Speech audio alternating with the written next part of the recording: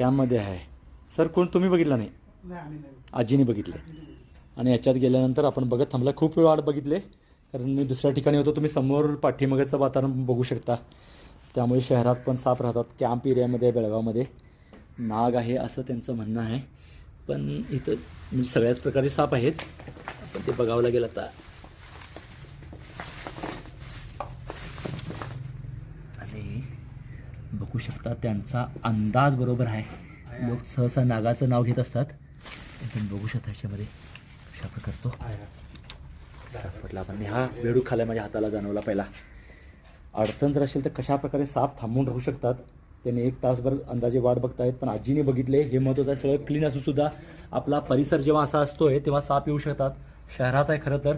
आणि RCC bungalow अशाच ठिकाणी आम्हाला कॉल येण्याचं कारणच असं आहे की बाहेरून आलेले साप इथं पटकन दिसून येतात.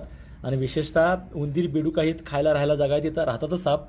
पण आपल्या आजूबाजूची साप आपल्याकडे आल्यानंतर आपली जागा जर क्लीन असेल तिथं साप असू शकतात. खरं तर घाण ठेवलेल्या ठिकाणी साप आपल्याला दिसणार नाहीत.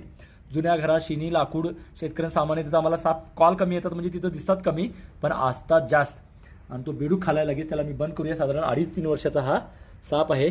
तर इथं व्यवस्थित बघितलं गेलं, आजीने बघितलं हेही महत्त्वाचं आहे. साप बघणं महत्त्वाचं लक्षात घ्या. त्यानंतर काही होतंय पण तुम्ही असा काहीतरी पसारा असेल त्याच्यात अचानकच हात घालता. साप तसंही करून चावत नाही पण तुम्ही हात घालताना त्याच्यात साप आहे हे डोक्यात ठेवून हात घातलं की साप चावण्याच्या घटना कमी होतात. हे महत्त्वाचं आहे.